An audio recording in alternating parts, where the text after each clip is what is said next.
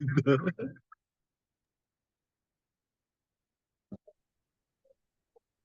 te acuerdas, Tutis? ¿Esa murió? Nada más la Tutis estaba de...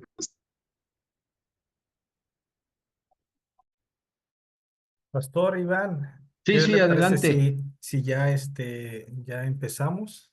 Como ustedes me digan, hermanos, si ustedes dicen, empezamos ya. Yo creo que ya podemos empezar Muy y bien, ya muy bien, muy bien, muy en lo bien. que se van conectando, pero ya estamos Ya estamos aquí. Muy bien, aquí. hermanos. Pues vamos a comenzar entonces. Vamos a comenzar. Quiero agradecer al pastor Rafael esta invitación que me hace a compartir con ustedes esta reflexión. Y le doy gracias a Dios por esta oportunidad, hermanos. La verdad es que estas herramientas electrónicas de hoy facilitan mucho las cosas y nos permiten, pues, de eliminar las distancias, nos permiten conectarnos en tiempo real, no importando en dónde nos encontremos. Y esto, pues, es una enorme bendición. Yo le doy gracias a Dios por eso, gracias a Rafa por la invitación. Y bueno, pues vamos a hacer una oración y enseguida vamos a abordar el tema, si les parece bien. Padre, gracias, gracias por esta oportunidad que tú nos das de entrar, Señor, en este momento a reflexionar con estos varones, con mis hermanos, Señor, sobre un tema que es muy importante en la vida de todo cristiano, Señor. Un tema que nos involucra, nos afecta, de alguna manera, Señor, nos limita o nos impulsa para poder cumplir con tus propósitos en nuestras vidas. Gracias porque podemos hablar de ello, no como un tema teológico, sino como algo, Señor, que es digno de meditar y que para eso nos hemos reunido para hacerlo. Yo te doy las gracias en el nombre del Señor Jesucristo, nuestro Señor y Salvador. Amén.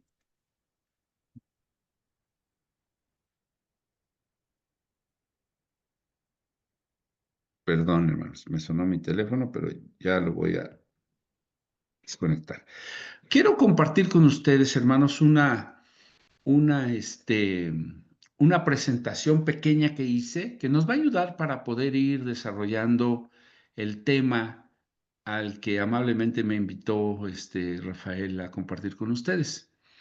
El tema es de vital importancia, es el varón y las finanzas.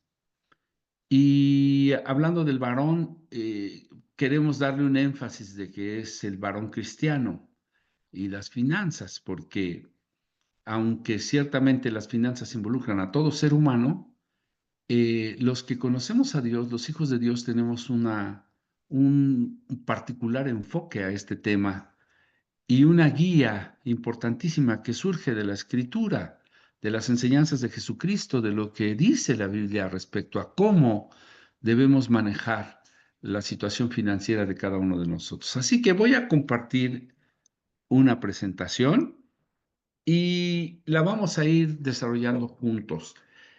No sé cómo son estas reuniones que tenemos, pero estamos acostumbrados a algo, hermanos. Esto es una conferencia interrumpida. ¿Qué es eso?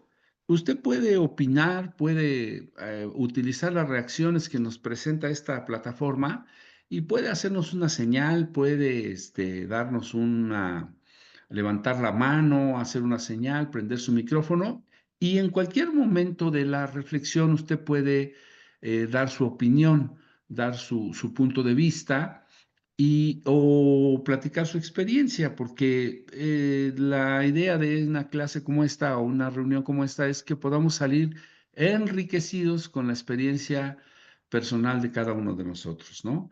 Así que pues vamos a comenzar y voy a compartir esta presentación. No sé si usted la está viendo, hermanos. ¿Sí la ve? ¿La pueden ver en sus máquinas? Sí, Sí, se ve Sí, bien. sí, Sí, con claridad, ¿verdad? sí. sí, se Bueno, ve pues bien. hoy vamos a hablar del varón y sus finanzas. No estamos hablando, no vamos a enfocar el tema a los hipermillonarios que pueblan las 13 familias más poderosas del mundo. Tampoco estamos hablando de los oligarcas o la élite que tiene captada la mayor porcentaje de riqueza en el mundo. No, vamos a hablar desde un enfoque de la palabra, del varón cristiano y sus finanzas. Queremos hacer algunas consideraciones generales. Con toda honestidad, hermanos, una sesión de 50 o 60 minutos no es suficiente para abordar un tema tan profundo. No alcanzan 50 minutos para poder ir a la profundidad del tema de las finanzas. Pero sí vamos a hablar de varias consideraciones que son generales, que nos van a permitir, hermanos, hacer un alto, reflexionar cada uno de nosotros, saber si este estudio o este momento que vamos a pasar juntos nos permite hacer una introspección. ¿Qué es eso? Es un autoanálisis, es mirar hacia el interior de mí. ¿Cómo están mis finanzas? ¿Cómo las estoy manejando?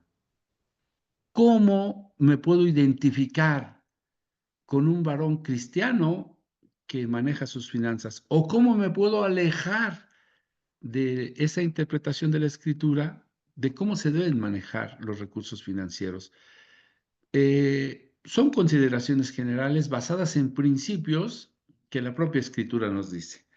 Así que eh, lo primero que yo quisiera preguntarles a ustedes es si debemos preocuparnos por el dinero o no.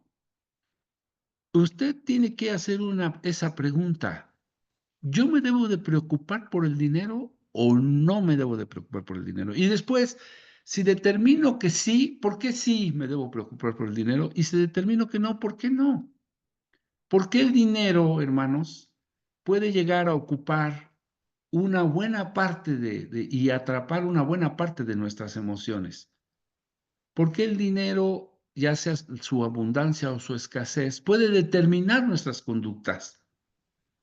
¿Por qué es que el dinero puede cambiar el estatus de una persona? La sabiduría popular dice que poderoso caballero es el dinero.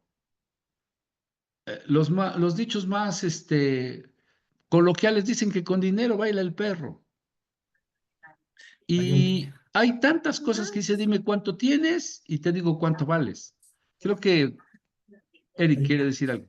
hay un dicho que dice que cuando la necesidad entra por la puerta, el amor sale por la ventana. Ándale, y tantas cosas alrededor del dinero, hermanos, tantas. Entonces, es interesante que usted y yo nos preguntemos, ¿por qué preocuparnos por el dinero? Porque la Biblia se ocupa de este tema, hermanos.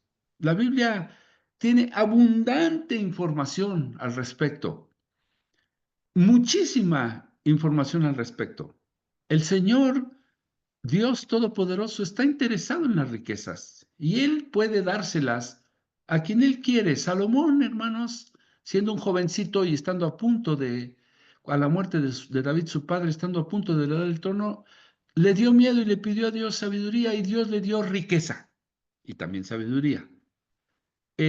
¿Por qué no nada más sabiduría? No, Dios también le dio riqueza, porque el tema del dinero para Dios es importante. Mire, la Biblia dice, a través del profeta Ageo, en el capítulo 2 del profeta Ageo está hablando de la condición económica del mundo, y el profeta Ageo está describiendo en este libro la condición de pobreza, de hambre, de necesidad que hay en medio del pueblo, hermanos, pero también describe las causas, las razones. Y hay una incongruencia en ello, porque en el capítulo 2, en el versículo 8, el Señor le dice a Ageo, mía es la plata y mío es el oro, dice Jehová de los ejércitos. Es decir, que quienes somos hijos de Dios, somos hijos del dueño del oro y de la plata y de todas las demás riquezas. Y como hijos de Él, de un Dios totalmente poderoso, deberíamos de tener un acceso o debemos de tener un acceso a esa riqueza. Y no solo eso, sino que el Señor ha establecido lineamientos de cómo se puede acceder y manejar esa riqueza.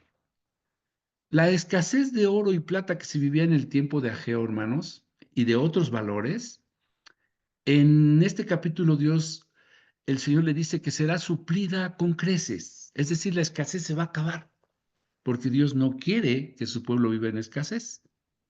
Entonces la escasez se va a terminar, según le dice el Señor en la revelación al profeta Ageo. Incluso dice, ay de los que arruinan a los pobres de la tierra, de los que esconden el producto, cierran las puertas del granero, falsean con engaño la balanza y dicen, ¿cuándo llegará el mes y abriremos los graneros y subiremos el precio?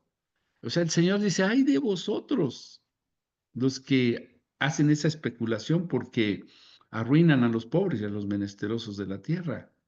Dice la Escritura que un día se presentarán ante el Señor y arderán como estopa, hermanos. Y Dios le está diciendo al profeta que esta escasez, esta circunstancia de dificultad que está viviendo el pueblo, es temporal, que Dios se va a ocupar de llenar las arcas del templo. Y esto produjo un impacto favorable en el pueblo, hermanos. El pueblo iba a poner la mano de obra, o sea, el trabajo, y Dios suplirá o supliría todo lo demás. Eh, Esta parte de la escritura nos habla de una responsabilidad que hay en los hijos de Dios que se llama mayordomía. La mayordomía en este libro de Ageo, en esta profecía de los tiempos de escasez y luego de abundancia, emerge sin discusión en esta parte, hermanos. Es decir, cómo manejar la escasez, cómo manejar la abundancia. Otro refrán dice que el que nunca ha tenido y llega a tener, loco se quiere volver. Y pierde la razón, y pierde el sentido, y pierde el equilibrio, y pierde el rumbo, y pierde la identidad, y pierde un montón de cosas, ¿no?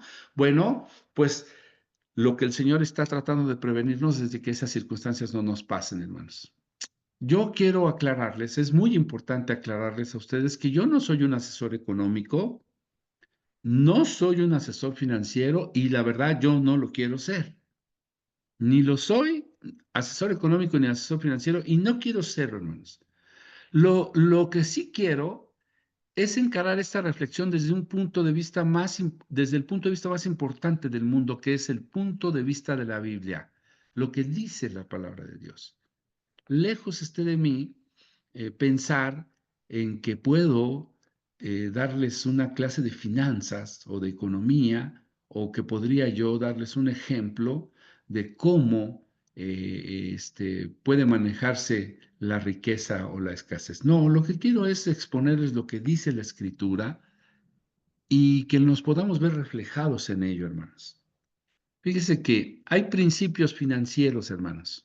Existen principios bíblicos de manejo de los recursos económicos que recibimos. Y estos principios, hermanos, aplican para todos los hijos de Dios. Ya sea que ganen mucho dinero o ganen poco, ya sea que sean muy bendecidos, en abundancia bendecidos, o que estén pasando por un apremio, por un momento difícil. Y sin importar la época, sin importar la cultura o la raza o la nación. Esto aplica para cualquier varón en cualquier parte del mundo, hermanos. Y debe aplicar para nuestra vida.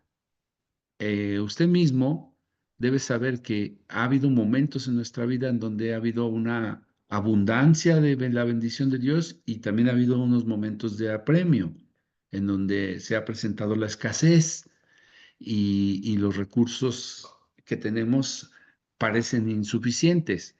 Y justamente la Escritura se ocupa de cómo manejar esta situación. Pero déjeme decirle algo, hermanos. La forma en que manejamos nuestro dinero es una expresión externa de la condición espiritual interna que tenemos. Y esto es muy importante que usted lo sepa. La manera en que usted maneja el dinero que Dios le da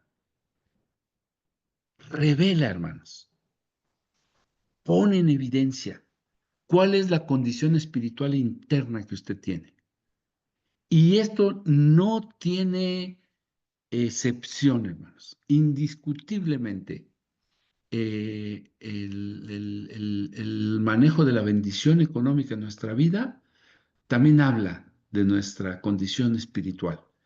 Y por esta razón, hermanos, es importante que nosotros sepamos que parte de los principios financieros que tiene la Escritura es que de todo lo que recibimos, nosotros debemos tener la conciencia que parte de esos ingresos podemos usarlos para extender el reino, para la obra de Dios, hermanos. Es fundamental que usted lo sepa, que yo lo sepa, que lo tengamos en cuenta.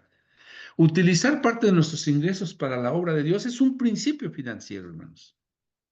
Usted no puede decir, pues todo esto que Dios me dio, pues es mío, y solo para mi beneficio.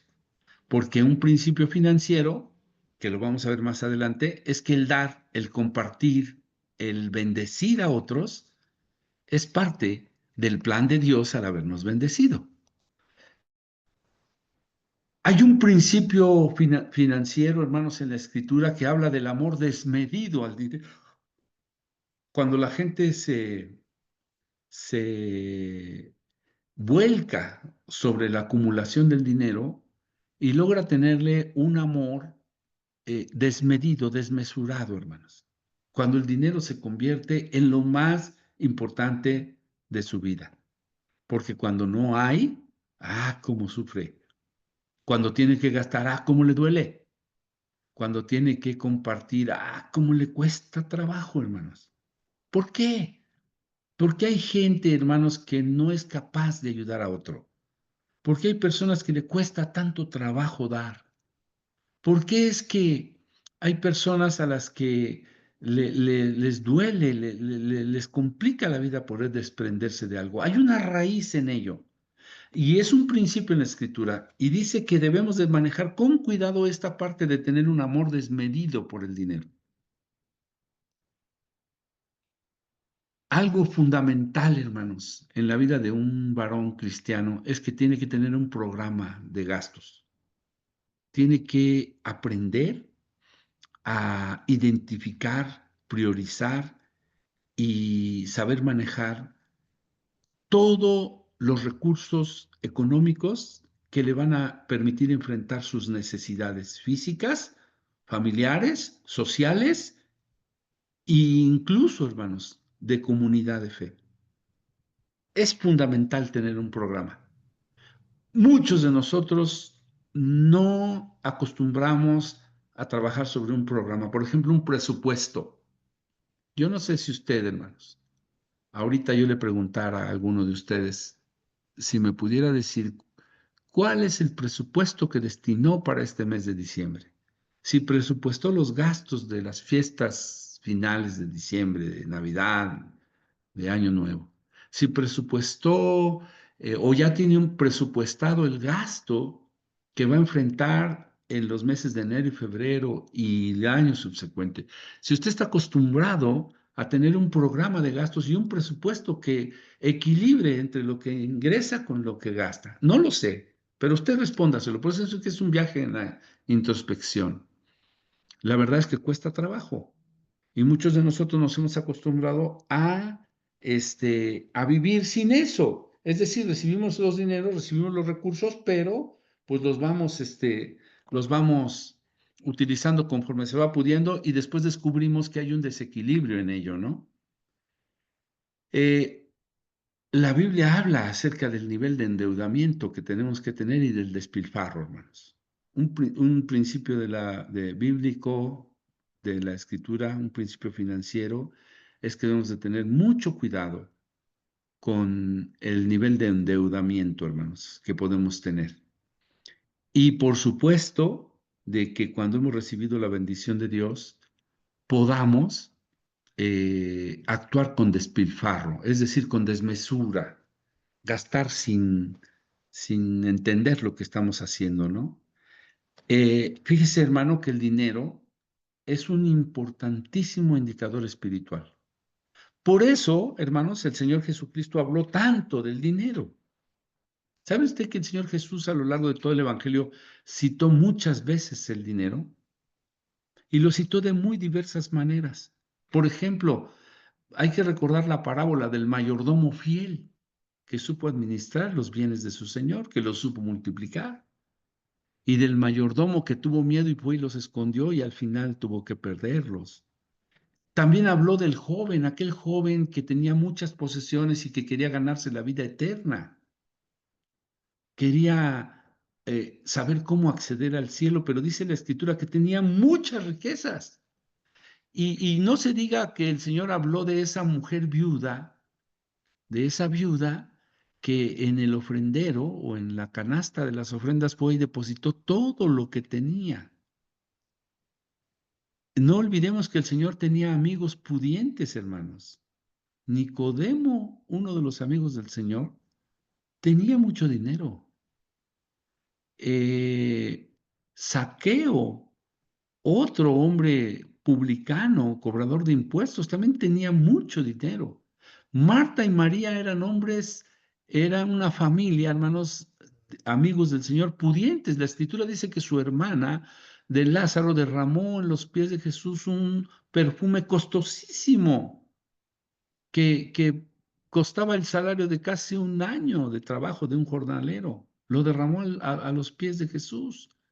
Pero tenía amigos que tenían cierta riqueza. Mire, Zebedeo, el papá de Juan y de Jacobo, tenía una pequeña compañía pesquera, unas cuantas barquitas o barcas para pescar, y tenía varios trabajadores, entre ellos Pedro y Andrés y Felipe eran pescadores, trabajadores de Zebedeo, Juan y Jacobo, sus hijos.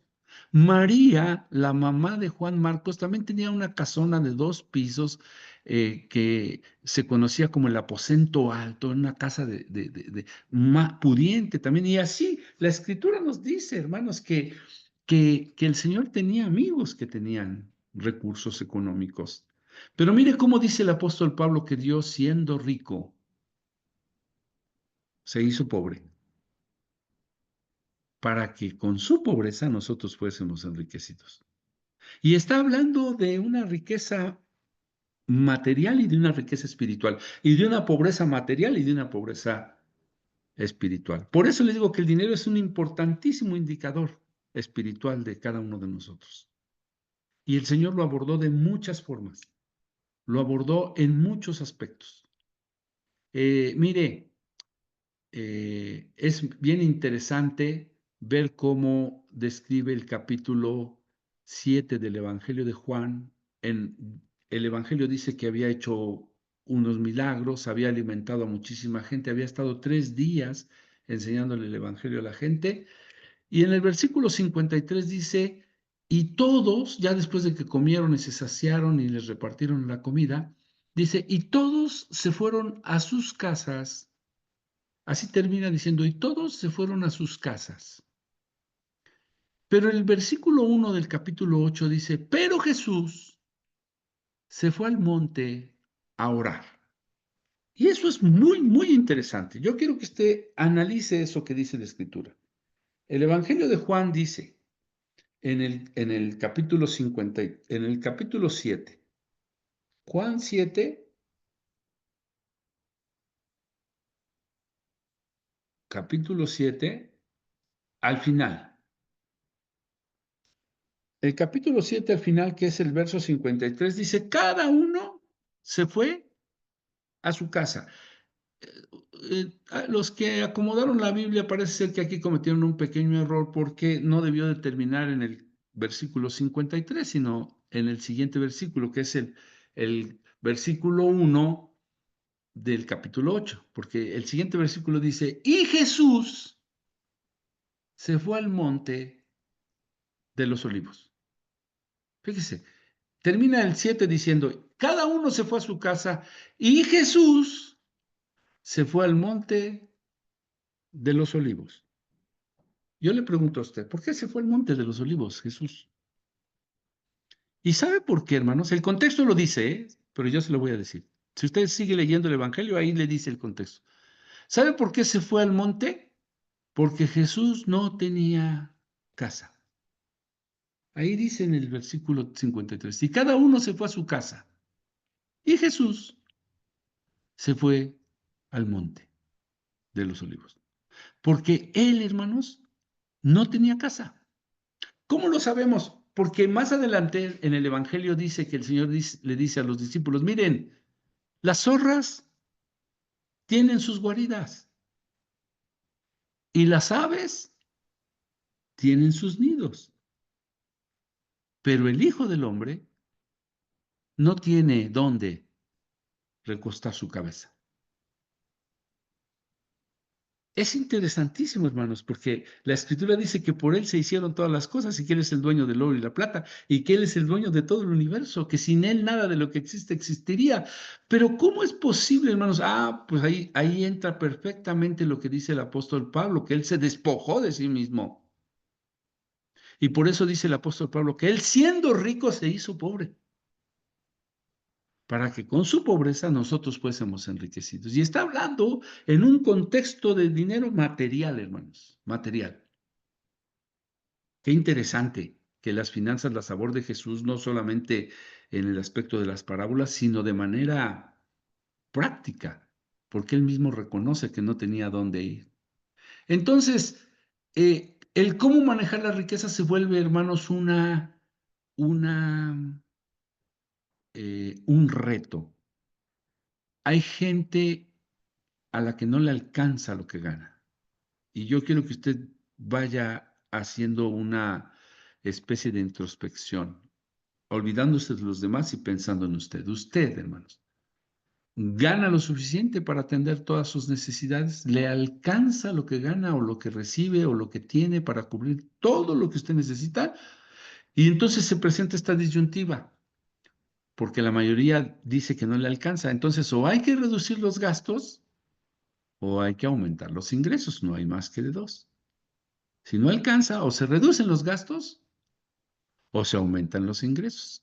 Sería la solución que nos daría, pues a lo mejor estos escritores, ¿no? Carlos Cuauhtémoc Sánchez, o lo que nos daría, pues no sé, cualquiera de esos autores que hablan del éxito, ¿no? Eh, eh, o reduces tus gastos o aumentas tus ingresos, pero el problema va más allá, hermano.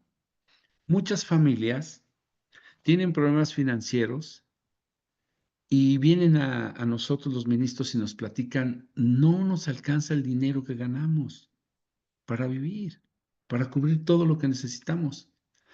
Y el problema, hermanos, no se resuelve, en la mayoría de los casos, el problema no se resuelve si reduce sus gastos o si aumenta sus ingresos.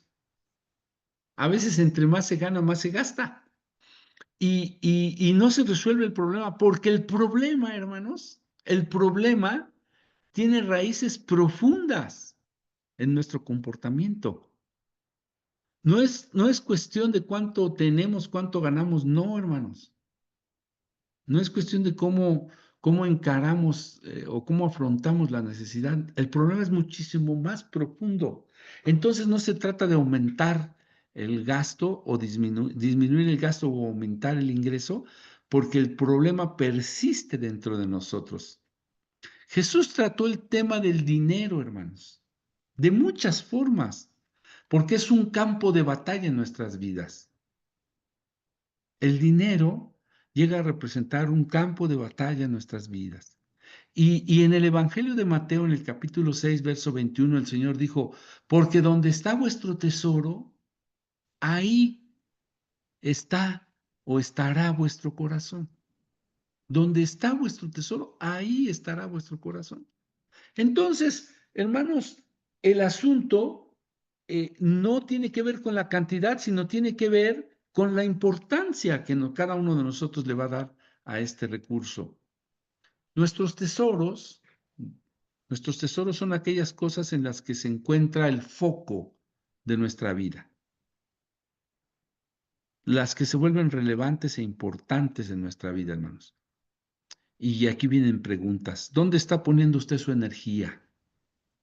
¿En qué está usted ocupando su talento, su creatividad, sus capacidades personales, su fuerza, su juventud, su experiencia, Lo está haciendo en su casa, en su trabajo, en su relación personal.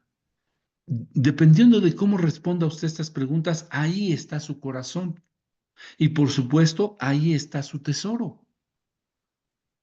Entonces, si usted hace una reflexión interior, personal, y puede identificar qué es lo que ocupa la mayor parte de todas sus fortalezas y capacidades, puede identificar qué está volviendo lo más importante en su vida y ahí está su corazón. Y entonces eso es su tesoro, porque el Señor dice que donde está vuestro tesoro, ahí estará vuestro corazón.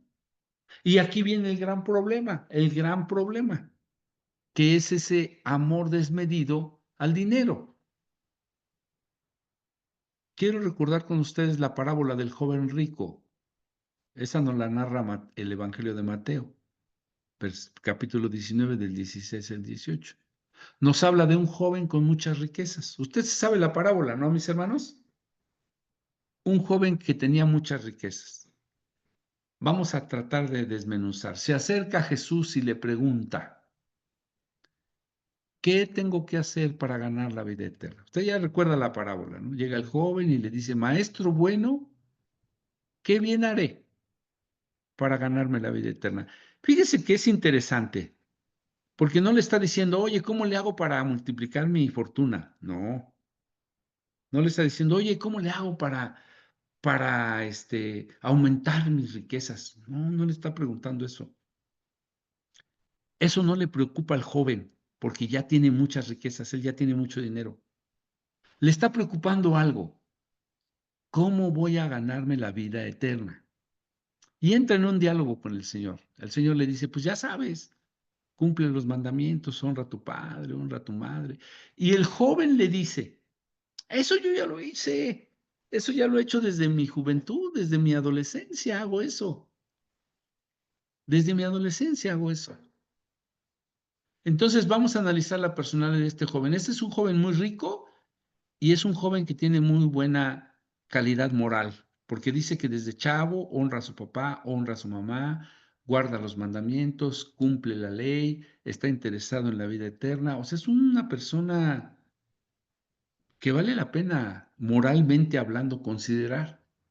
Pero Jesús le dice el Evangelio en esta parte que Jesús lo mira con una mirada profunda, escudriñante, y le dice, te falta algo, te falta algo. Ve, vende todo lo que tienes y dalo a los pobres. Fíjese qué interesante. Ahorita vamos a ver esto. Ve y vende todo lo que tienes y dáselo a los pobres. ¿Qué dice en el Evangelio en esta historia? Que el joven se entristeció y se fue, porque tenía muchos, muchos bienes. Entonces, su amor por el dinero era mayor que su deseo de ganar la vida eterna. ¿Estamos de acuerdo? Su amor por el dinero era más importante que su deseo de ganar la vida eterna. ¿Cómo que vendo todo lo que tengo y se lo doy a los pobres? Y Jesús dijo, es más fácil, le dijo a sus discípulos, que un camello entre por el ojo de una aguja a que un rico entre en el reino de los cielos. Y yo quiero preguntarles, ¿por qué dijo esto el Señor, hermanos? ¿Alguien quiere decir por qué?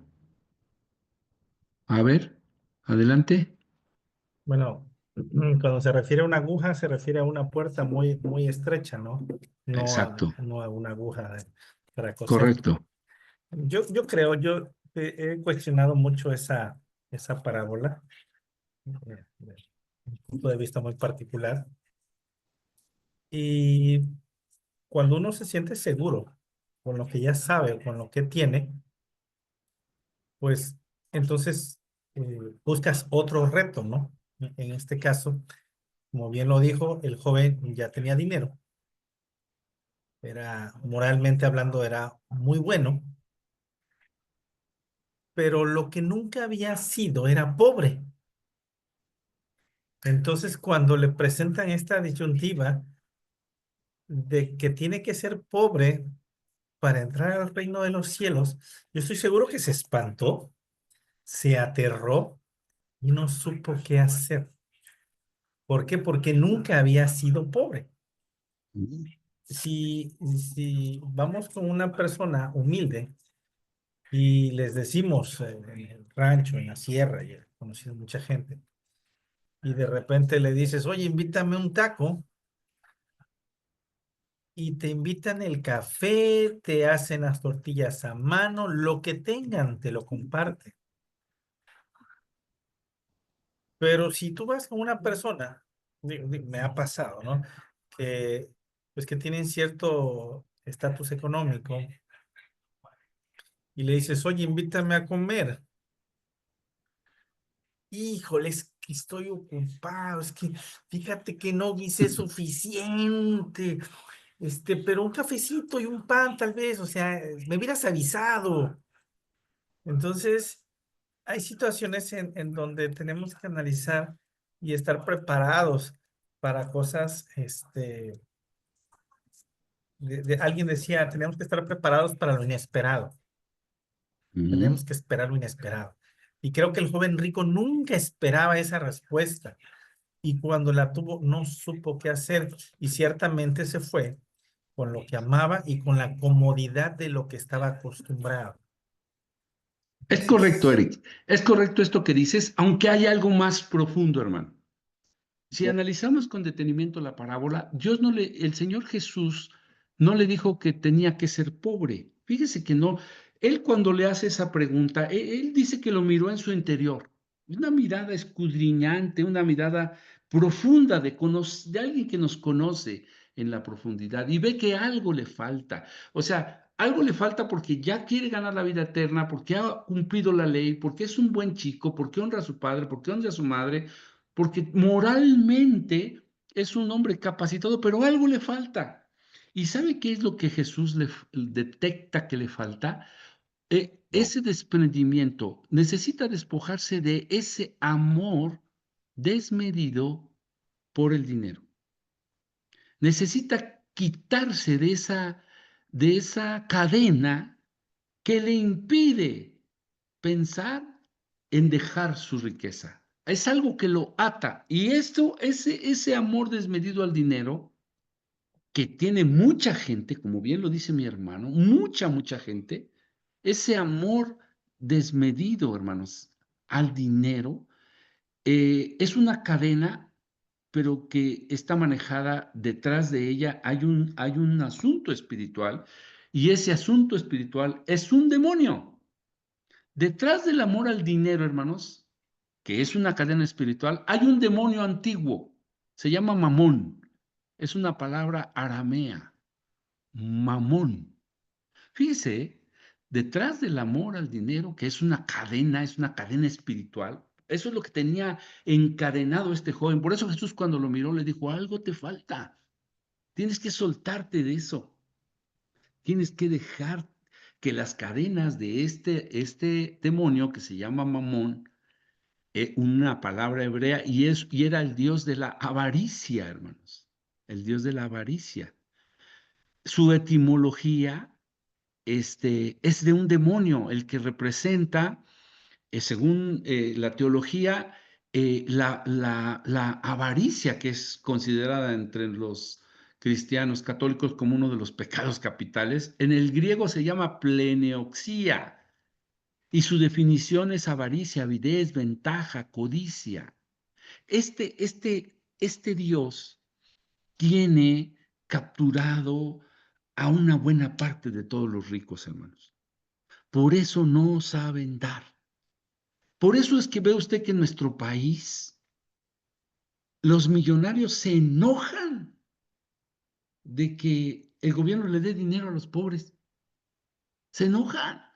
Pero si ellos tienen millones, si los oligarcas y los poderosos tienen millones, ¿por qué se van a molestar de que un pobre reciba, pues no sé, un salario para que pueda comer? No saben dar. No son capaces de regalar nada, no son capaces de desprenderse de nada, porque detrás de ellos hay una cadena espiritual de un demonio que se llama Mamón.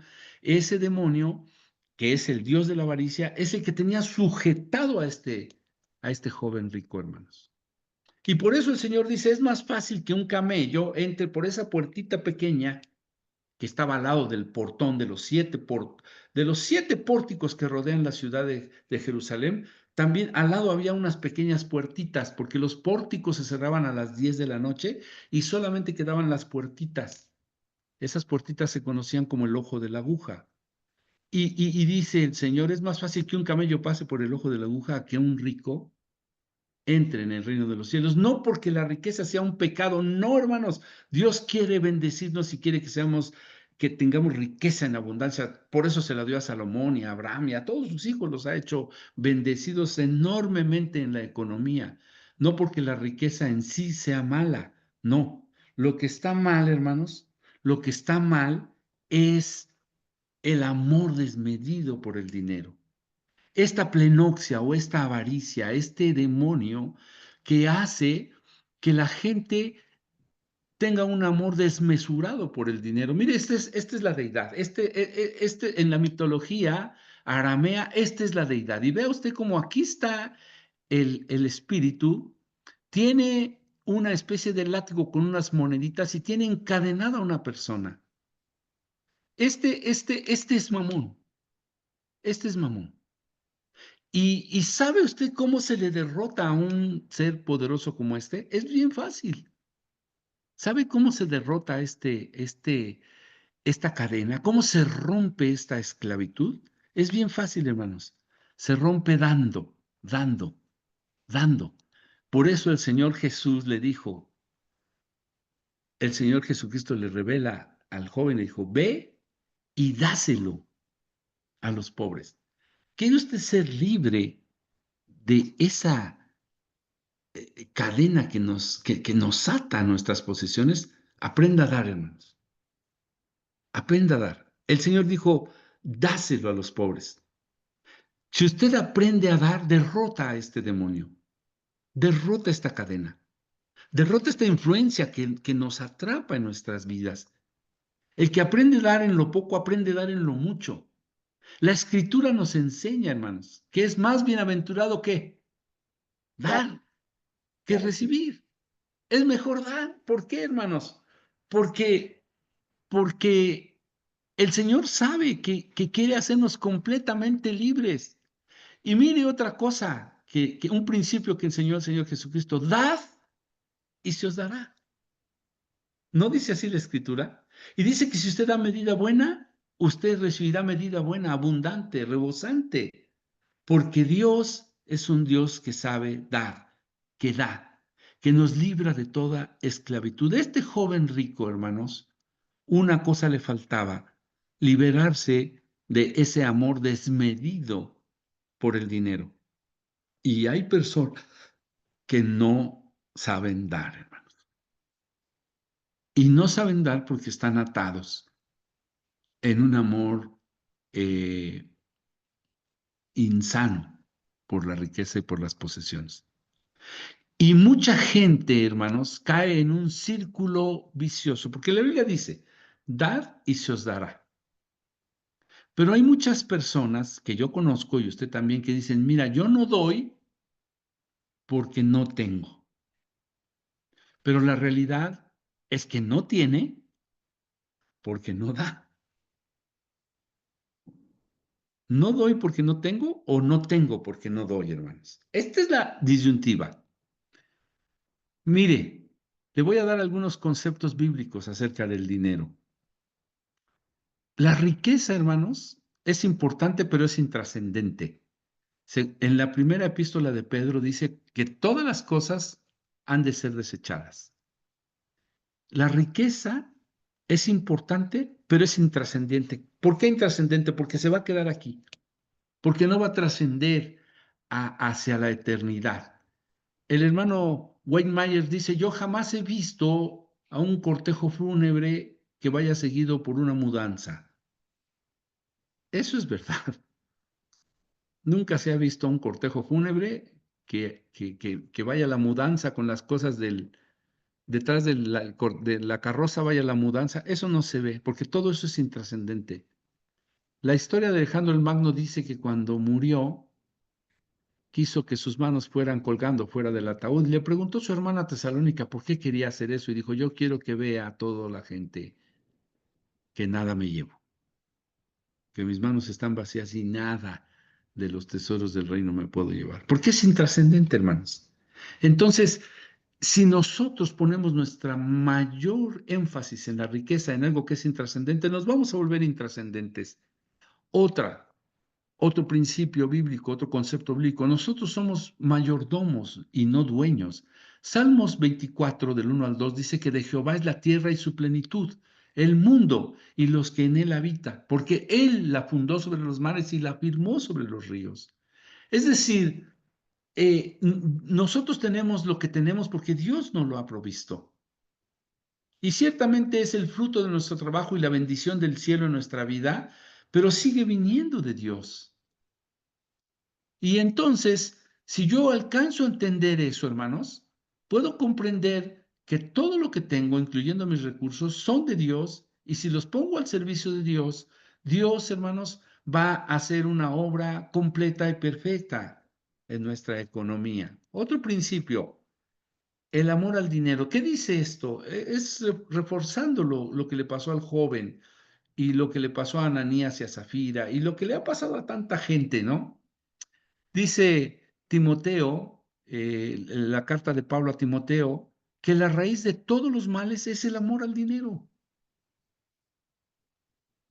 Y está hablando el apóstol en un contexto de la economía de la iglesia. Y en Eclesiastés 5:10, el sabio Salomón, que mire que este hombre sí era rico, rico, rico, pero de veras rico, dice que el que ama el dinero no se saciará de dinero. Qué interesante, ¿no, hermanos? Mire, le doy un dato de Salomón. Dice la escritura que tenía 24,717 talentos de oro. Escuche la cantidad, 24,417 talentos de oro. Para que usted se dé una idea, un talento de oro equivalía a 34 kilos. Entonces tenía 27,417 por 34 kilos. No sé cuántos kilos es eso, pero dése una idea. Un gramo de oro. ¿Sabe usted cuánto cuesta un gramo de oro en la actualidad, hermanos? Hace ratito que venía para acá, me metí a investigar y en estos momentos un gramo de oro cuesta 2,700 pesos. Un gramo de oro. Un kilo de oro, pues debe costar eso por 1,000, o sea, 2,700,000 pesos, un kilo de oro. Si usted multiplica 2,700,000 por 34, le va a dar el costo de un talento de oro. Ahora multiplique ese costo por 24,717. No, Salomón era rico, pero rico en serio, hermano. Eso En de pesos Bill Gates. mexicanos, en pesos Sí. mexicanos sería 2 billones, 2 billones, 269,020,600,000 pesos. O sea que Bill Gates está o Carlos Slim están por abajo, ¿verdad? Y no, y falta otra cosa. Dice la escritura que tenía tanta plata que esa no se podía contar. ¿Se daste cuenta? Pero ¿por qué escribe Salomón, ya en su etapa final de la vida, que el que ama al dinero no se saciará del dinero, sino se volverá un esclavo del dinero? Y esa esclavitud lo va a llevar a renunciar incluso a la vida eterna, hermanos. Preferiría dejar la vida eterna que las riquezas, porque está atado, está subyugado a esas cosas. Y la verdad es que Dios quiere darnos una libertad financiera y en todos los sentidos. La pobreza espiritual, hermanos, la pobreza espiritual y la pobreza material de la que Pablo nos habla, en el libro de los Proverbios 30, capítulo 30, versículo 9, describe esta situación, porque dice, es un diálogo que tiene el proverbista con Dios y le dice, no sea que me sacie de dinero y de riqueza y diga, ¿quién es Jehová? Pues lo que le pasa a Bill Gates, a Mark Zuckerberg, a Elon Musk, lo que le pasa a los millonarios del mundo y de la tierra, ¿no? ¿Quién es Dios? ¿Quién es Dios? Pero dice el versículo, o que siendo pobre, hurte y blasfeme el nombre de Dios. En un versículo anterior dice, no me des riqueza tanta que sacie y te niegue, o no me hagas tan pobre que hurte y blasfeme de ti. Es decir, tú suple mi necesidad. Y esto, hermanos, es importantísimo que lo entendamos cada uno de nosotros. Por eso, la riqueza económica es una evidencia de la bendición de Dios en nuestras vidas, hermanos. La riqueza económica es una evidencia de cómo Dios quiere bendecir y ha bendecido nuestras vidas. El Salmo 1:3, desde el versículo 1, dice que el hombre que teme al Señor, hermanos, bienaventurado el varón, dice, que no ha andado en consejo de malos, no se ha sentado en la silla de escarnecedores, sino que en la ley de Jehová está su delicia, y que en su ley medita de día y de noche. Y después dice, y será plantado junto a una corriente de agua que da su fruto a su tiempo, y su hoja no cae, y todo lo que hace, mire qué interesante, todo lo que hace prosperará. Es una evidencia, hermanos, de que Dios está obrando en nuestras vidas. Y cuando usted y yo entendamos estos principios de la Escritura y comencemos a darle a Dios el lugar que tiene en nuestra vida, en nuestra economía, en el trabajo de nuestras manos, de nuestro fruto, en el lugar que le ponemos de nuestras finanzas, va a haber un cambio impresionantemente radical en nuestras vidas, hermanos. Impresionante. Hay síntomas de la esclavitud financiera y también hay síntomas, hermanos, de la libertad financiera. Vamos a ver los de la esclavitud financiera. Número uno, la preocupación constante. Si usted no puede desarrollar todas sus actividades, si está en el trabajo, mis hermanas en la casa, usted está haciendo unas cosas, pero en todo momento está pensando en su situación financiera, en que cómo le voy a hacer, en que cuánto debo, en que de dónde lo voy a tener, qué voy a hacer, a quién le pido, cómo. Si usted todo el tiempo está ocupado en esta parte de su situación financiera, ya se ha vuelto una preocupación constante que no lo deja ni dormir, que le quita el sueño, le quita el hambre, le empieza a ocupar demasiado tiempo en sus pensamientos y en sus acciones y todo gira alrededor de su situación financiera, usted tiene un síntoma de que algo está pasando y está quedando en esclavitud financiera, hermanos. Otro síntoma es el mal humor, el enojo, porque esta presión económica que todos sentimos hace que todo el tiempo estemos enojados, que no seamos cuidadosos. Hay quien azota la puerta, le pega al perro, se molesta con la familia. Bueno, si ve que otros están contentos, hasta se enoja de que estén contentos, entonces se expresa con gritos, maltrata, está enojado, nada le alegra, tiene demasiada presión, siente que se asfixia de todo eso que debe, suena el teléfono y es la tienda de conveniencia para cobrarle, lo encuentra en la calle un amigo y le recuerda la deuda. Bueno, es una situación que se vuelve insostenible, hermanos, y es porque estamos atrapados en esa esclavitud. Otro síntoma es avaricia, porque todo gira en torno al dinero. todo gira en torno al dinero. Incluso le pesa gastar hasta en lo que es necesario, hermanos. Cuando alguien no quiere hacer gastos hasta los más mínimos necesarios, este, y evita los gastos hasta los límites posibles. Vamos, ya no le compra zapatos al niño hasta que de plano ya no, ya no se pueden ni sostener, ¿no? Hay gente que no invierte en su persona, en su familia, en su casa, porque le cuesta trabajo desprenderse del dinero.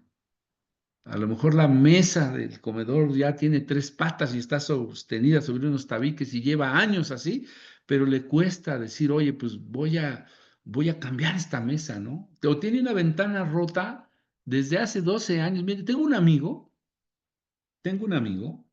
y no lo quiero criticar, por eso no voy a decir el nombre, pero es mi amigo desde hace como 20 años o 25 años. Somos compañeros del pueblo, amigos, somos grandes amigos, ¿no?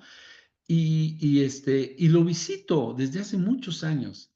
No le miento, hermanos, pero tiene una ventana rota en su casa. Yo creo que desde hace como unos 16 años que está rota esa ventana. Y, y le digo, oye, esta ventana, ¿por qué no la has cambiado? Tenemos mucha confianza, ¿no? Dije, no manches, lleva como 16 años roto ese cristal. Y me dijo, ¿me creerás que ni cuenta me había dado? Le dije, ay, no. Se acostumbra, ¿no? Pero no le gusta gastar dinero porque siente que lo está perdiendo. O usted seguramente conoce a alguien así que dice, vive en una casa, a lo mejor la renta no es su casa y usted va y está toda descuidada y dice, oye, ¿por qué no pintas tu casa? No, pues es que no es mía. Pero si aquí vives desde hace 15 años, píntala, hombre, arréglala. Pero hay un síntoma que nos mantiene estáticos y que hace que nuestra vida pase desapercibida y nos acostumbremos a la imagen, al panorama que vivimos y ya lo pasamos por alto, hermanos. Y este es un síntoma de una esclavitud financiera. Otro síntoma es el resentimiento, porque a veces no nos sale bien el negocio, porque a veces no logramos el aumento, no logramos el que nos suban de puesto, el objetivo de dinero no se alcanzó y entonces nos enojamos con las personas que sí lo alcanzan. Yo me enojo porque a mi hermano pudo comprarse un auto nuevo y yo no puedo. Me enojo porque mi hermano ha podido, o logró un buen negocio, un ascenso, o simplemente pudo mejorar su casa, o pudo salir de vacaciones a algún lugar y yo no pude, y yo me enojo, y este resentimiento es una muestra de que yo tengo una situación que me amarra en mis finanzas. Vuelvo a repetir, esta plática es un aspecto general que nos invita a reflexionar. Yo mismo la estaba escribiendo desde hace unos días y pensaba, yo a veces tengo una preocupación constante, hermanos, porque emprendí un proyecto que me llevó al límite de mis fuerzas, una inversión enorme de dinero, tiempo, todo el tiempo soñaba con eso, estaba yo en eso. Y por supuesto presionado, angustiado, gracias a Dios que le doy gracias a Dios porque el sábado pudimos inaugurar el lugar después de un montón de esfuerzos y de trabajos, pero ya quedó, ya está ahí. Pero aquí viene esta autorreflexión. ¿Está usted en alguno de estos supuestos, hermanos? ¿Usted se identifica en algunos de estos supuestos? Otro supuesto que también es un mal de cómo manejamos las finanzas es el derroche, hermanos. Muchas veces las personas que tienen poco o no tienen, derrochan lo poco que tienen. Vuelvo a citar a un hermano, Wayne Myers, dice que gastan lo que no tienen para comprar las cosas que no necesitan y para quedar bien con personas a quienes no les importa. Qué interesante, porque estamos haciendo un uso inadecuado de la bendición de Dios. Estos son los síntomas de una esclavitud financiera. Algunos, hay otros. Pero si nosotros podemos identificarnos en alguno de estos y tratar de quitarlos de nuestra vida, hermanos, vamos a tener un avance enorme, vamos a poder mejorar en muchos aspectos nuestra vida financiera, nuestra vida económica. Y usted me dirá, ¿cómo? ¿Cómo lo hacemos, Iván? ¿Cómo lo hacemos? Y lo primero es tener claro que nuestras posiciones son de Dios, transferir nuestras posiciones al Señor. Si podemos reconocer que todo lo bueno que tenemos en la vida viene de Dios, hermanos, y podemos darle gracias a Dios por todo, en lo poquito o en lo mucho, Él multiplicará la bendición. Quiero que recuerde usted la parábola o el milagro, no fue una parábola, el milagro donde el Señor Jesús alimentó a un grupo de 5,000 varones, sin contar a las mujeres y a los niños. ¿Recuerda usted la cena? Llega Felipe y le dice, maestro, pues ya es tarde, la gente ya está cansada, llevamos 3 días aquí, despídelos para que todo el mundo vaya a sus casas y pueda comer y descansar. Y el Señor le dice, pues ya tienen hambre, y le dice el Señor a Felipe, pues ustedes denles de comer. Y luego entra Felipe con el asunto de las finanzas. Señor, pero si estás viendo cuántos son, 200 denarios, que es lo que había en la tesorería, no nos alcanzarían para alimentar a toda esta gente. ¿Cómo les vamos a dar nosotros de comer? Y en eso llega Andrés, el hermano de Pedro, y le dice, oye, aquí hay un chico, aquí hay un jovencito que tiene 5 panes y 2 peces. Ah, pues tráiganlo. Y toma el Señor los 5 panes y los 2 peces y manda a recostar en grupos a las personas y ora. Y hay una multiplicación abundante, hermanos, un milagro de recursos inagotables donde se multiplican los peces y los panes y alimenta a 5,000 personas sin contar a las mujeres y a los niños. Pero vamos a detenernos tanto. ¿Por qué estaba un niño ahí con 5 panes y 2 peces, hermanos? A lo mejor su mamá le había dicho, oye, pues ve a comprar el almuerzo, ¿no? De la familia. Yo creo que su mamá le dijo al chico, oye, ve a la tienda o ve a donde está el recaudo y compra, trae el almuerzo de la familia, 5 panes y 2 peces. Y el chico fue y los compró, yo creo. Y de regreso ve la multitud y se espera ahí a ver. Y entonces Andrés le dice, oye, pues aquí está este chico que trae esto. Y hermanos, el chico los da. Imagínese usted que el chico hubiera dicho, no, ¿qué pasó? Pues si es de mi familia, es para mi mamá, es para mis hermanos, ¿cómo te los voy a dar para la multitud? Pero no, el chico los da y se hace el milagro de la multiplicación. Se alimentan todos, pero dice que cuando terminaron, recogieron todo lo que había sobrado. ¿Y cuánto sobró? ¿Alguien se acuerda cuántas cestas sobraron?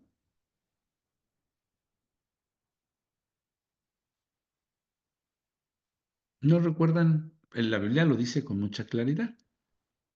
¿Alguien recuerda? Yo se los voy a recordar. Dice que recogieron lo que sobró y sobraron 12 cestas de pan y pez. 12 cestas. Yo les pregunto, ¿a quién le entregaría Jesús esas 12 cestas de pan y pez? ¿A quién se lo dio, hermanos? El chico, ¿no? Al niño, al niño. El que llevaba 2 panes, 5 peces y 2 panes. Y a él le entregan, hermano, una bendición multiplicada. ¿Se da usted cuenta de eso? Si usted pone sus recursos al servicio de Dios, hermanos, ¿y a qué me refiero con sus recursos? A que su auto pueda ser un vehículo que pueda ayudar al reino. Si hay alguien al que usted puede trasladar porque no puede caminar, porque está enfermo, porque necesita un traslado, y usted lo puede hacer y lo hace, usted está poniendo sus recursos al servicio del Señor, su dinero, su casa, sus bienes, su conocimiento, sus posesiones. Como este chico, no se necesita tanto, él tenía 2 panes, 5 peces. Y con eso, y a él entregaron una bendición abundante, 12 cestos llenos. O sea, no llegó a la casa con 2 panes y 5 peces, llegó con 12 cestos. Porque esa es una de las cosas de cómo se logra la libertad económica, hermanos.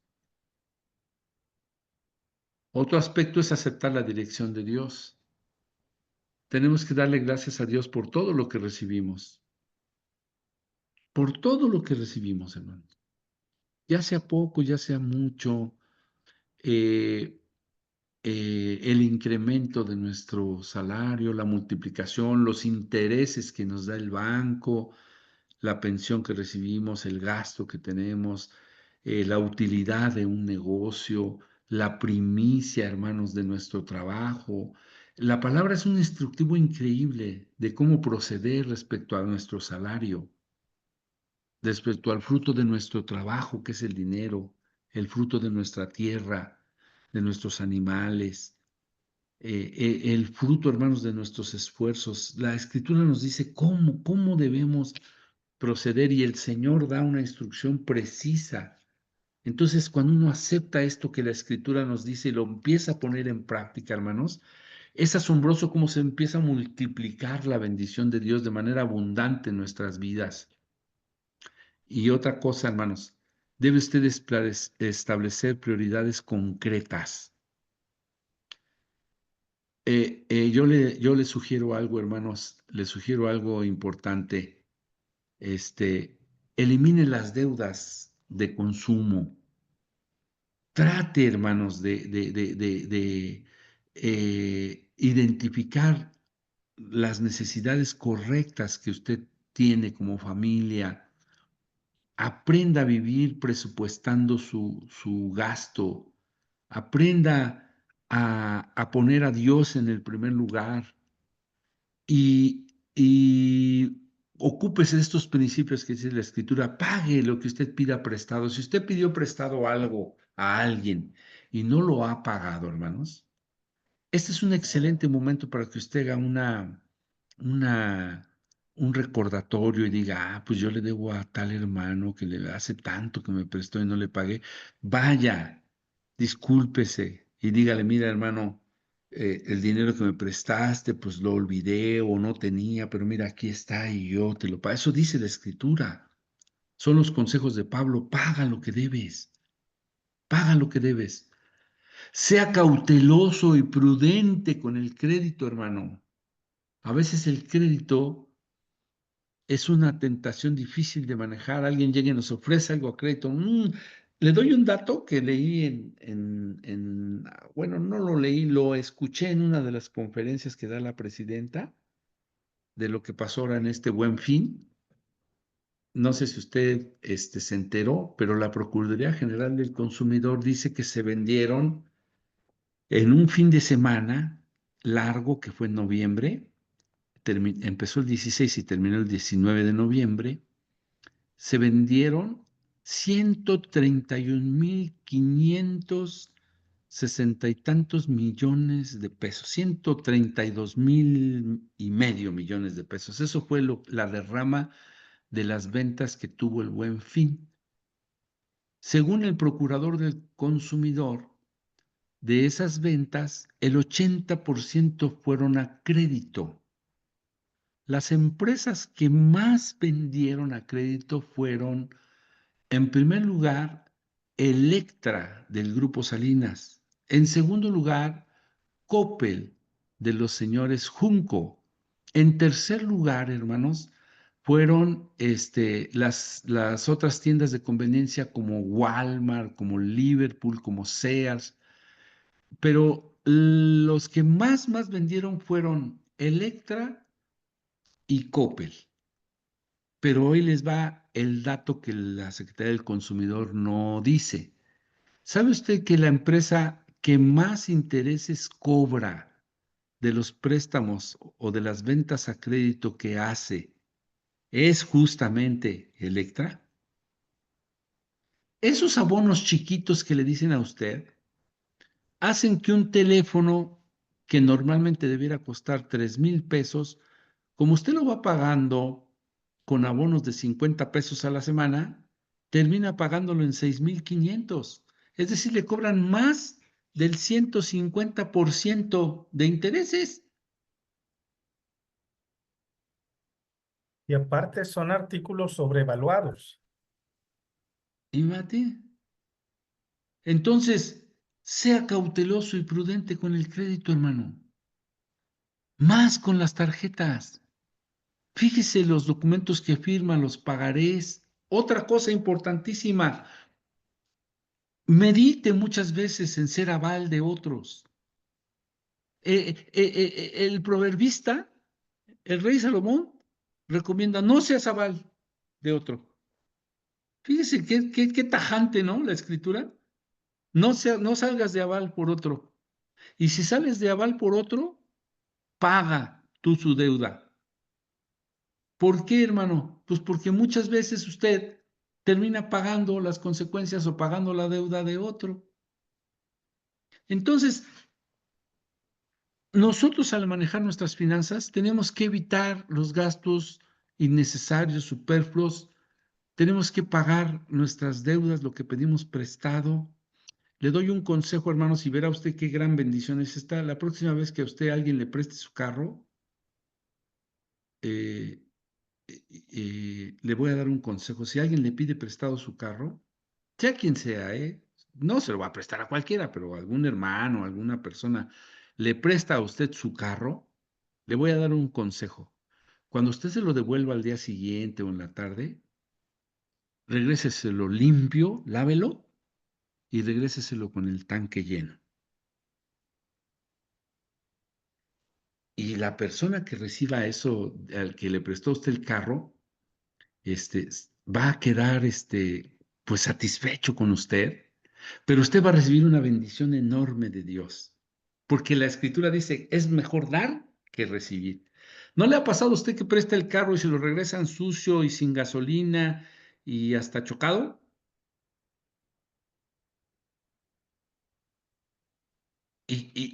Bueno, uno de los principios que nos da libertad económica es decir, oye, tú me prestas tu carro, hermano, te lo agradezco porque me prestaste tu carro y me sirvió, yo te lo voy a regresar, no te tengo que decir, pero cuando tú lo regrese, está limpiecito y tiene el tanque lleno.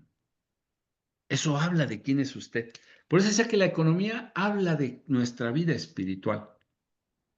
Entonces, tenga cuidado con la tarjeta, con el pagaré, con ser aval de otra persona. Tenga cuidado con gastar más de lo que gana, hermanos. Cuide su economía. Mire, esto es fundamental, es importante lograr la libertad económica para quitarse de esa problemática de la esclavitud financiera. Este, entonces, es fundamental, hermanos, es fundamental. Yo lo invito a que usted eh, aprenda a vivir bajo esos principios y algo fundamental, lo que dijimos al principio, yo ya casi estoy terminando, es usted tiene que aprender a vivir bajo un presupuesto. Usted tiene que saber con mucha claridad cuáles son sus ingresos, hermanos. Y aquí quiero hacer algo bien importante. Los ingresos es el salario del varón. En la actualidad nuestras hermanas, muchas de nuestras hermanas en las congregaciones trabajan porque ahora tienen una aportación económica importante nuestras mujeres y trabajan y aportan. Entonces tiene un salario la mujer y a veces hay otros ingresos, pues por diferentes razones, intereses, ayudas del gobierno a veces, ¿no? Becas para los estudiantes, estos apoyos ahora, estos beneficios del bienestar que se están generalizando en el país, rendimientos de alguna inversión que tenga, cualquier otro ingreso. Entonces, cuando usted tiene muy claros cuál es el nivel de ingresos que tiene, hermanos, lo primero que debe pensar es que de esos ingresos tiene que honrar a Dios, hermanos. Eso es lo primero en lo que tiene que pensar. Acostúmbrese a dar su diezmo, acostúmbrese a ofrendar, acostúmbrese, hermanos, a hacer obra social, ayudar al que necesita. Tampoco vamos a decir que todo lo que gana lo va a entregar, no, pero sí aprenda a vivir bajo estos principios. Claro, usted no puede dar más de lo que gana porque va a entrar en quiebra. Usted no tiene que desbordarse en esta ayuda social porque tiene que medir a las posibilidades, a sus capacidades. Entonces aprenda a dar a Dios y otra, aprenda a identificar cuáles son sus necesidades, las más importantes, como por ejemplo su vivienda, ya sea que pague renta, que pague una hipoteca, no importa si la renta o la tiene prestada o es una hipoteca, esa casa demanda servicios, demanda mantenimiento. Procure que su casa esté bonita, esté limpia, esté arreglada, dese el tiempo, use su ingenio, use sus habilidades, sus capacidades para que su vivienda sea un lugar digno, que se vea limpio, que esté ordenado, que cada cosa esté en su lugar y haya un lugar para cada cosa, ¿no? ¿Qué hablar de los aspectos de la alimentación? Usted tiene que estar cuidadoso con los aspectos de la despensa, los artículos de aseo, de higiene, los consumibles que hay en casa. Uno tiene que saber de los ingresos, qué parte es de Dios y qué parte voy a destinar a mi vivienda, qué parte voy a destinar a mi comida, qué parte voy a ocupar en mi transporte, ya sea transporte público o en mi automóvil, porque el automóvil también necesita mantenimiento, también necesita servicio. Vestido, ¿verdad? Usted, igual que yo, pues necesitamos zapatos, necesitamos pantalones, necesitamos ropa interior, necesitamos, y no solo usted, su esposa, sus hijos. Entonces, del ingreso total que usted tiene, el ingreso total que usted tiene que pensar en la parte que es de Dios y en la parte que usted tiene que ocupar y cómo lo va a distribuir, porque aparte está la escuela, el entretenimiento, aparte está la recreación, porque tampoco todo el tiempo es puro trabajar y nada más. Todos necesitamos un momento de esparcimiento y a lo mejor no todos podemos ir a las Islas Caimán o no todos podemos visitar Dubái, ¿verdad? Tal vez ni siquiera podemos visitar Cancún, pero sí podemos ir a un parque, sí podemos ir a un lugar a pasar un tiempo con familia, a tener un día de campo, a poder disfrutar la naturaleza, a poder pasar un tiempo de calidad con los hijos, a disfrutar, hermanos, lo que Dios nos ha dado. Esa parte de la recreación es tan importante como la del trabajo. Y nosotros tenemos que pensar en eso y después, obviamente, tener presupuestado o tener previsto cómo resolver nuestra salud, si es que estamos afiliados a un sistema de salud o si nosotros lo tenemos que pagar. Y por último, hermanos, por último, si usted puede ahorrar una parte de todos esos ingresos, aunque sea muy pequeña, pero si usted puede ahorrar, entonces podrá hacer una inversión a pequeño, a largo, a mediano plazo y va a poder vivir de una manera adecuada. Yo no sé, hermanos, si ahorita en esta hora, en esta clase, usted tiene una idea, aunque sea difusa, pero una idea que lo acerque a saber cuál es su necesidad de vivienda, cuánto ocupa, cuál es su necesidad de alimentos, cómo resuelve lo de su transporte, si es su carro o si es un transporte público. Si usted no tiene hijos que van a la escuela, pues ya evitó un gasto, ¿verdad? Pero todos los demás están ahí presentes, incluyendo la recreación, la salud, y si ha podido ahorrar.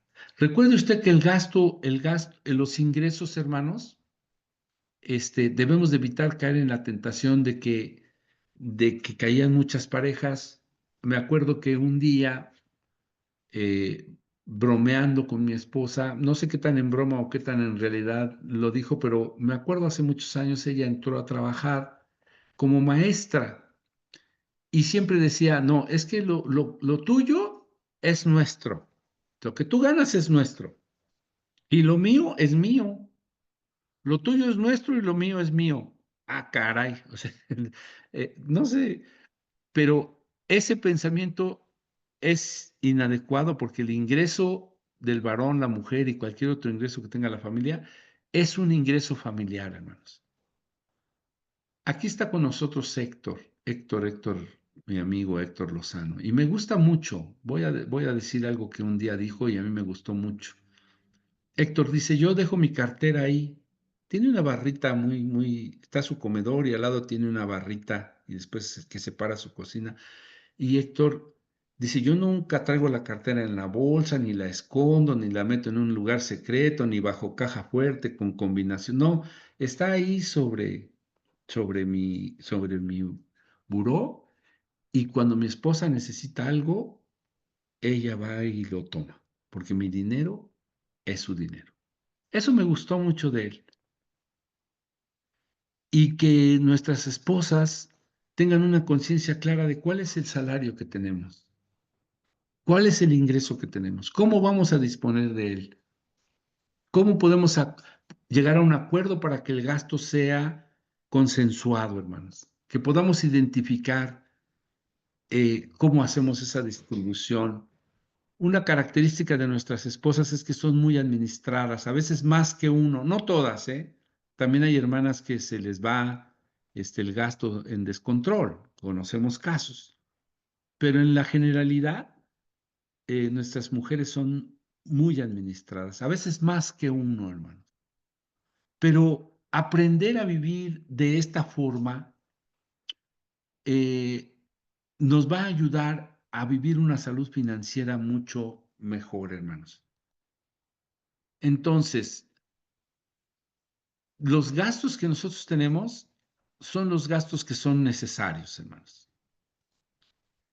Hay gastos que tenemos usted y yo que son gastos urgentes. Y hay gastos que tenemos usted y yo que son gastos que podemos esperar. Esta presentación, hermanos, esta presentación se las vamos a compartir en el grupo y yo quisiera invitarlos, porque estamos terminando. Yo quisiera invitarlos, hermanos, a que usted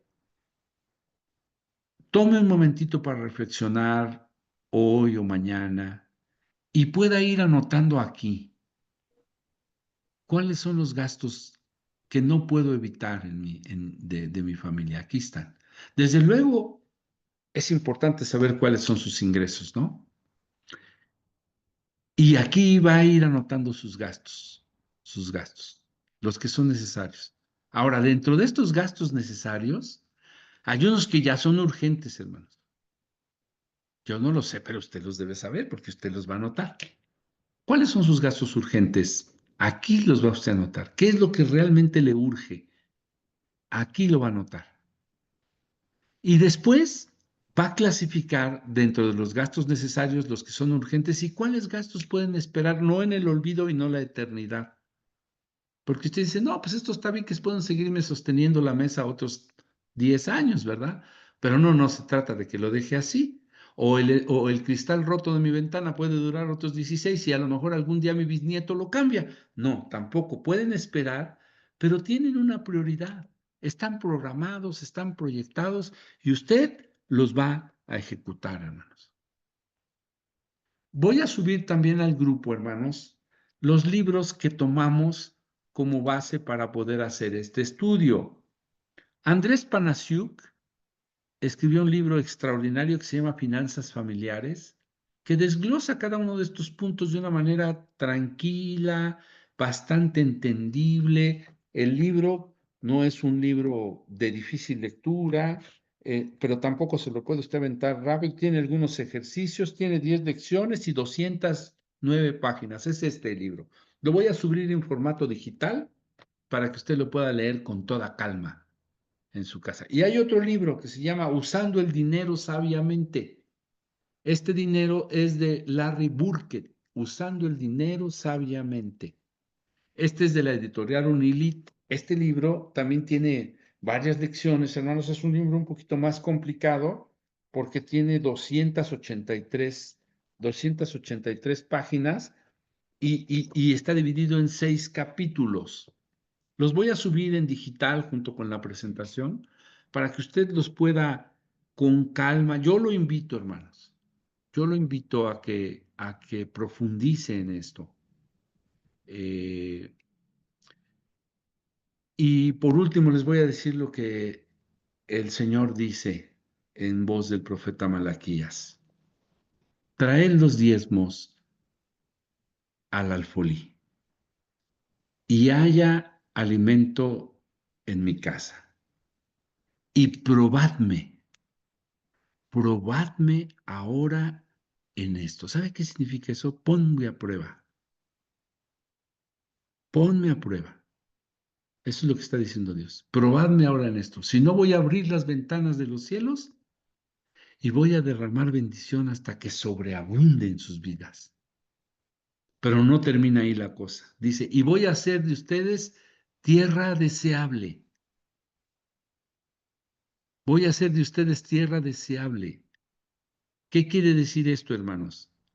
Que la gente los va a buscar para hacer negocio con ustedes. Que la gente va a querer, si usted se dedica al comercio, hay clientes que van a querer comprarle. Si tiene un trabajo, va a haber personas interesadas en aumentarle su salario, en darle un puesto de mayor nivel. Voy a hacer de ustedes tierra deseable. Eso dice la Escritura. ¿Y qué más dice? Que el saltón y el pulgón no se comerán su bendición. Entonces el Señor dice a su pueblo, a su iglesia, en esta noche, en esta lección, hermanos, que lo pongamos a prueba. Puso el Señor un ejemplo de una viuda. Se formó en la fila de las ofrendas y fue y entregó 2 dracmas. Si al Señor no le interesara, pues ni la hubiera volteado a ver, pero no, él la estaba mirando. Y dijo, esta mujer ha dado más que todos, porque dio todo lo que tenía. Y Dios no se queda con nada, hermanos. Así que se nos agotó el tiempo, pero eh, les voy a dejar los libros, la bibliografía, los versículos los sacamos de la Biblia Reina Valera y les voy a dejar los libros y la presentación y lo voy a llevar a usted al reto de que ahí en la parte donde está vacío, no lo deje, hermanos, al olvido, anote, descubra sus necesidades y comience este año que viene a hacer un presupuesto. Hágalo, hágalo, hermano. Usted se va a asombrar de cómo Dios nos va a prosperar abundantemente, hermanos. Dios no se queda con nada.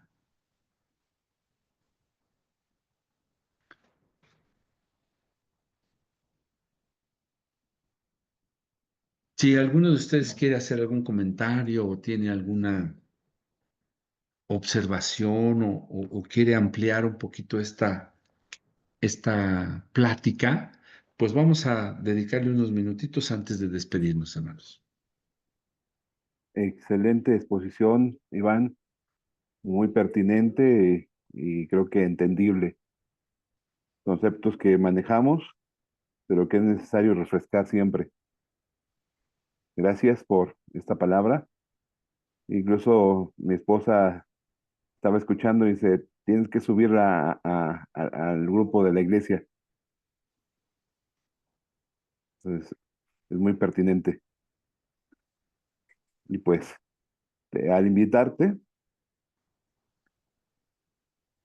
lo hice como consiervo, pero también porque veo en ti un hombre que Dios ocupa en esa área de finanzas, un hombre generoso, un hombre de visión, un empresario,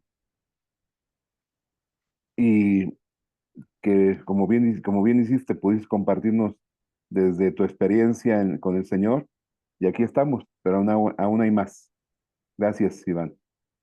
Sí, al contrario, Rafa, muchas gracias. Yo quiero comentarles, hermanos, que yo cuando tenía 16 años estuve en un servicio, en un culto de jóvenes, y predicó un hermano que nunca lo voy a olvidar, un hermano, no sé de dónde era, pero se llamaba Macario de la Cruz, o se llama, no sé si vivirá o no vivirá, pero Macario de la Cruz predicó en una campaña de jóvenes y yo estaba al frente de la iglesia, hermanos. Era yo muy flaco, era yo peso lástima, hermanos. Pues en aquellos años estaba flaquísimo, era peso lástima. Y estaba yo sentado hasta el frente al mero frente en la primera fila del auditorio y el hermano de la Cruz estaba predicando. Y en un momento, hermanos, que me descuidé, crucé mi pierna,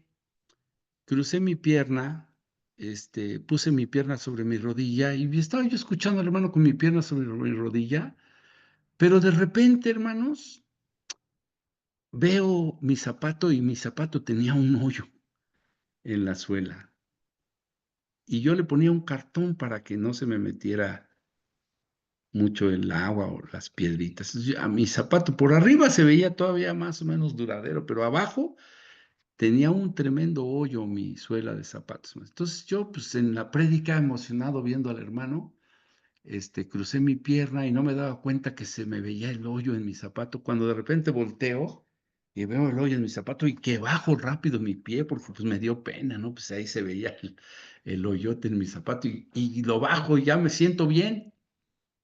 Y el hermano está predicando, hermanos, y y en un momento, hermanos, en un momento de su predicación, la interrumpe, como que empieza a buscar así a alguien en el auditorio y fija su mirada en mí y me dice, tú.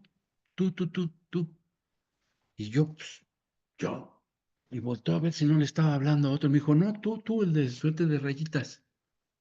Que, no, pues sí, me está hablando a mí, ¿no? Dice, tú. Ya, ¿qué pasó, no? Y me dice, el Señor te dice, tú vas a ser una columna financiera de mi iglesia.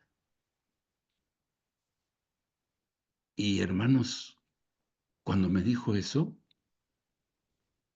me sentí bien mal, hermanos, bien mal, porque pensé que se estaba burlando de mí porque, pues, mi zapato tenía tremendo agujero, ¿no?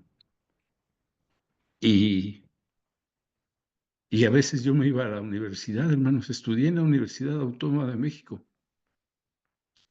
Y a veces yo me iba a la escuela y solo tenía un boleto del metro, hermanos.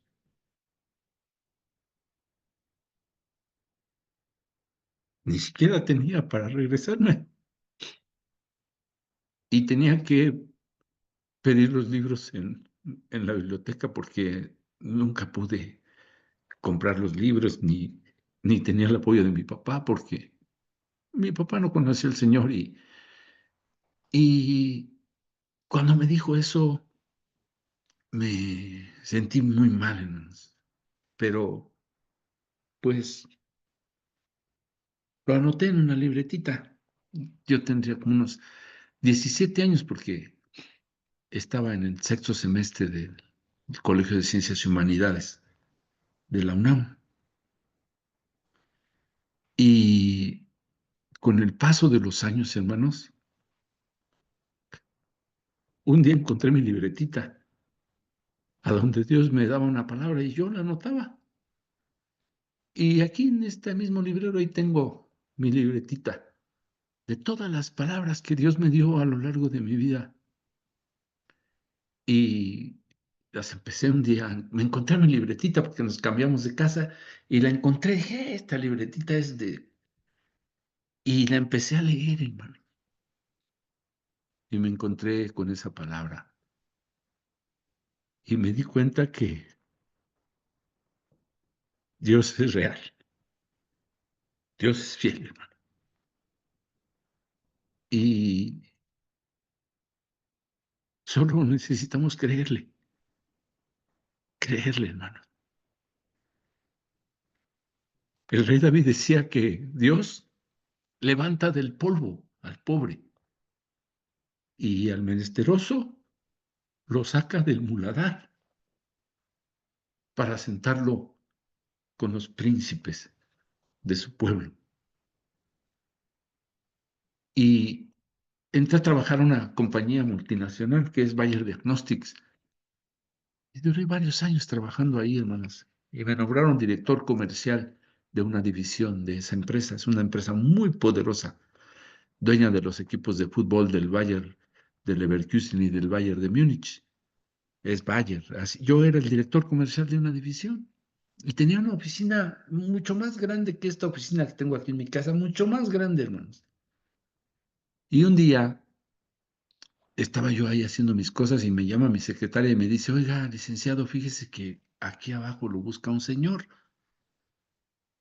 Y dije, un señor me busca, pues ¿quién? Y veo mi agenda, no tenía citas. Digo, ¿quién me busca? Pues un señor dice que es su papá. ¿Mi papá? Y bajo en el elevador, porque yo estaba en el piso número 14 y bajo. Y me encuentro, me dice, no tiene un pie. Que no, si es mi papá, porque mi papá era diabético y como no era controlador, le amputaron una pierna. Y bajo, hermanos, y sí estaba mi papá con sus muletas ahí paradito y su sombrerito.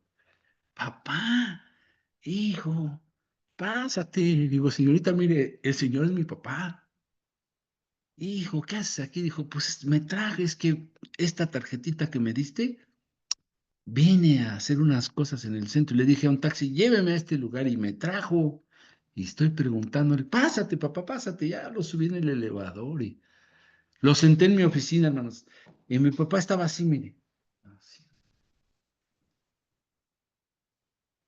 Pero así, hermanos, así. Y luego me dijo, oye, hijo, porque ¿qué quieres tomar, papá? ¿Quieres un café? ¿Quieres un refresco? ¿Agua? ¿Quieres que te hagan una ensalada? Sí, hijo, pues una ensalada. Ya le digo, señorita, súbale un café, hágamele una ensalada de jícama con eso. Y ya me subió, yo era el director, hermanos. Le suben todo a mi jefe. No, estaba mi papá. Pero así, mire, así, así, así. Y un día me dijo, oye, hijo, me dijo ese día, oye, hijo, pues, pues, cosa eres tú, hijo. ¿Por qué estás tú aquí? Pues, ¿qué cosa eres tú? ¿Por qué estás tú aquí? ¿Por qué? ¿Cómo le hiciste? ¿Por qué estás aquí? ¿Qué cosa eres tú, hijo? Dije, papá, yo aquí soy el director. Soy el jefe de los pisos del 10 al 14. Yo soy el jefe. ¿Y cómo le hiciste, hijo? Y pues no sé, papá. Dios, Dios me puso aquí. Pero cosa eres tú, le dije, mira, soy licenciado, papá. Estudié en la Universidad Nacional Autónoma de México. Después estudié una especialidad en administración de proyectos y soy el director aquí. ¿Cómo le hiciste, hijo? Pues Dios me trajo y Dios me puso. Y mi papá no lo sabía. Porque nunca, hermanos, me dio para un lápiz, para un cuaderno. Porque no conocía al Señor. Pero cómo Dios, hermanos, que nos conoce a profundidad, nos ha permitido, hermanos, ver que sus promesas son reales. Este sábado que pasó, hermanos, tuvimos la gracia de poder inaugurar un hospital, porque construí un hospital, hermanos. Tengo una empresa que se dedica a hacer equipamiento médico, pero construí un hospital, hermanos. Y es un hospital de segundo nivel de especialidad. Nos dio mucho trabajo hacerlo, pero ya está, lo inauguramos el sábado. Y ha estado empezando a llegar muchísima gente. Eh, Creo que con ese lugar vamos a bendecir a mucha gente ayudar a muchos que no pueden pagar, pero solamente puedo decir una cosa, hermanos. Si algo bueno hay en mí, es Dios el que lo ha hecho y el que lo ha puesto. Y yo le doy todas las gracias. Y creo lo que dice la Escritura, hermanos. Creo en la realidad y en la fidelidad de Dios. Y cuando el hermano Macario de la Cruz, el Señor le pidió que me localizara en medio de ese auditorio, el flaco del suéter de rayitas, y me dijo eso, hermanos, yo ahora entiendo que Dios ya lo había visto hacerse realidad en mi vida. Por eso dice la Escritura, pruébame en esto y verás. Yo lo invito, hermanos. Voy a subir la presentación y los libros al, al enlace que me dio mi hermano y usted haga su tarea y todo lo demás lo hace el Señor. Sí. Y oras por Gracias. nosotros, Iván. ¿Sí? Bendícenos y adelante, hermano. Padre, yo quiero darte muchas gracias por este momento, por esta oportunidad que me das de hablar con mis hermanos y ser completamente sincero con ellos porque yo no soy un asesor financiero, no soy un asesor económico, no lo soy y yo no quiero serlo, Padre. Yo solo soy, Padre, lo que tú has hecho en mi vida. Yo solo sé que tú levantas del polvo al pobre y que de entre el muladar sacas al menesteroso y lo sientas con los príncipes de tu pueblo, Padre. Y yo lo he podido entender y hoy compartir con mis hermanos, Dios. Yo te doy gracias porque nos has quitado de esa dependencia, de esa cadena que nos une a un amor desmedido por el dinero, que hemos podido vencer a esta cadena dando, porque hemos aprendido a dar, porque tú lo has dado todo por nosotros, Dios. Yo quiero pedirte que si alguno de mis hermanos en este momento su situación financiera es crítica, yo quiero pedirte, Dios, que abras la ventana del cielo y les des hasta que sobre y abunde, que los recursos de ellos puedan ponerse en tus manos, aunque sean 2 panes, pero decir aquí están. Y lo demás tú lo harás, Dios, tú multiplicarás. Y Gracias. no solo eso, sino que nada podrá quitar esa bendición, ni el saltón, ni el pulgón podrán quitarlo de nuestra vida, porque tú eres bueno, porque tú quieres bendecirnos. Porque la Escritura dice que seremos bendito en el entrar y bendito en el salir, bendito en la ciudad y bendito en el campo, bendito el fruto de nuestra tierra, el fruto de nuestro trabajo, el fruto de nuestro vientre, el fruto de nuestros animales. La Escritura dice que tú nos pondrás por cabeza, no por cola, y que muchos nos pedirán prestado y nosotros no pediremos prestado, Dios. Y tu palabra dice que será bendita nuestra arteza de amasar, Señor, y que seremos benditos en todo lo que hacemos y en todo lo que emprendemos. Y la Escritura dice que todo lo que emprendamos prosperará, Señor. Y solamente nos pides una cosa, que aprendamos a ponerte en el primer lugar, que aprendamos a obedecerte en nuestras vidas, que tú seas el número 1 en mi vida, el principal, Señor, a poder poner por obra lo que tu palabra me dice. Y todo lo demás, Dios, viene de ti, abunda de ti y llega y llena todo en nuestras vidas. Ayúdanos a vivir con una mayordomía correcta en nuestras finanzas, en nuestras relaciones, en nuestro tiempo, en nuestra salud, Padre. Tantos aspectos que involucran el cuidado que debemos tener. Aquí está este grupo, pequeño, Dios, pero es un grupo especial, Dios. Yo quiero pedirte que esta palabra y estos consejos de mis hermanos que escribieron los libros, de lo que dice la Escritura, puedan ayudarnos, Dios, a vivir una vida con rectitud y con dignidad. Te lo pedimos en el nombre de Jesús, nuestro Señor y nuestro Salvador, Padre. Gracias por este espacio y gracias por este grupo y gracias por la vida de Rafael, el pastor, Señor, porque nació en su corazón que estas pláticas puedan ser aprovechadas por todos nosotros, Señor. Por eso te lo agradezco en el nombre de Jesús, Señor. Amén. Amén, amén. Amén. Pues, gracias, Iván. Y pues hoy sí se alargó un poquito más de la cuenta, pero creo que valió la pena. Sí, Martín, ¿quieres comentar algo? No, digo, está muy bueno, Sí. muy completo. Muchas gracias por esta información y que caiga muy bien.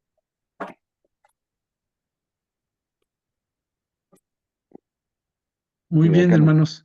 Pues Bueno, pues muchas gracias. Lo voy a subir a donde me mandaste el enlace. Ahí voy a subir la presentación, brother. sí, ahí yo se lo mando y bueno, ahí tienes a Fer, Felipe, ¿de dónde eres, Felipe? Hola, hola, mi hermano. Soy de la iglesia ahí con mi hermano Pastor Iván Ah, García. entonces ahí está, más Dios fácil. integrando a la familia. Mucho gusto, Felipe. César, ¿tú?